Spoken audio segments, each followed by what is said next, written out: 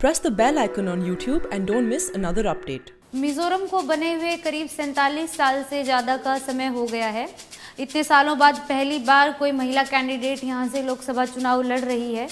इतने ताज्जुब की बात है कि 49% महिलाओं की आबादी वाले इस देश में संसद में महिलाओं का रिप्रेजेंटेशन उतना नहीं है।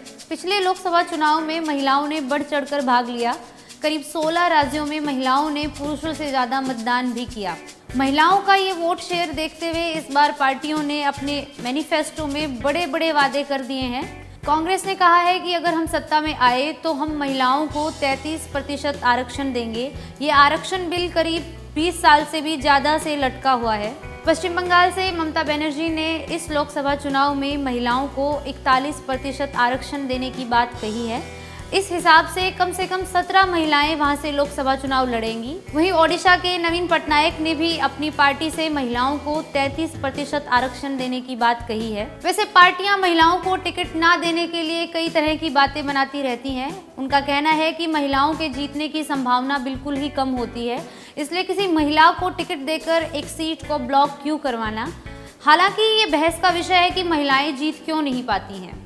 अब कुछ महिला कैंडिडेट्स के बारे में जानते हैं जो पहली बार लोकसभा चुनाव लड़ रही हैं और उनमें क्या खास बात है। 63 साल की लालथला मौनी शेड्यूल ट्राइब के लिए आरक्षित सीट आइजोल वेस्ट से चुनाव लड़ रही हैं। वो एक एनजीओ से जुड़ी हैं और इंडिपेंडेंट चुनाव लड़ेंगी। उनकी टक्कर 5 पुरुष उम्मीदवारों से है। उन्होंने 10वीं तक पढ़ाई की है।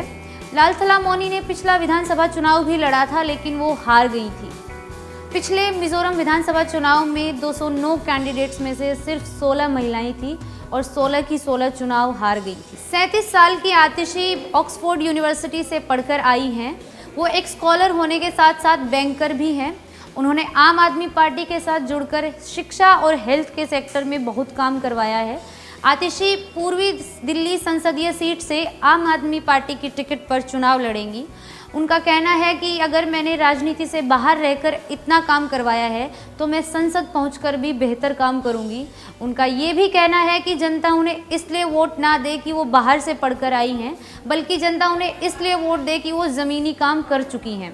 एक्टिंग से राजनीति में आई उर्मिला मातोंडकर ने हाल ही में कांग्रेस पार्टी ज्वाइन की है और वो उत्तरी मुंबई लोकसभा सीट से चुनाव लड़ेंगी। उर्मिला का कहना है कि वो राजनीति में चुनाव के बाद भी डटी रहेंगी क्योंकि वो यहाँ टिकने आई हैं। उर्मिला का ये भी कहना है कि अब तक वो मुद्दों पर खुलकर नहीं बोल सकी, लेकिन अब उनके पास मंच है और वो मुद्दों पर खुलकर बोलेंगी।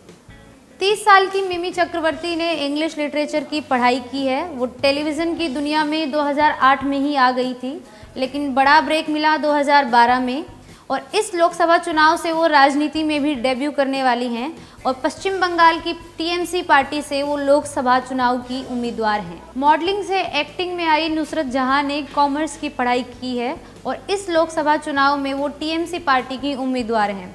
29 साल की नुसरत बंगाली सिनेमा में एक जाना माना नाम है और इस साल वो राजनीति में अपनी पारी शुरू करने जा रही हैं। ये सोचने वाली बात है कि 2 दशक में हमें देश की पहली महिला प्रधानमंत्री मिल गई, लेकिन 7 दशक के बाद भी महिलाओं का संसद में प्रतिनिधित्व नहीं बढ़ा है। मैं हूँ ज्योति यादव और ऐसी और वीडियोस देखने के लिए दी प्रिंट का यूट्यूब चैनल सब्सक्राइब करें और हमारा हिंदी का पेज भी लाइक करें।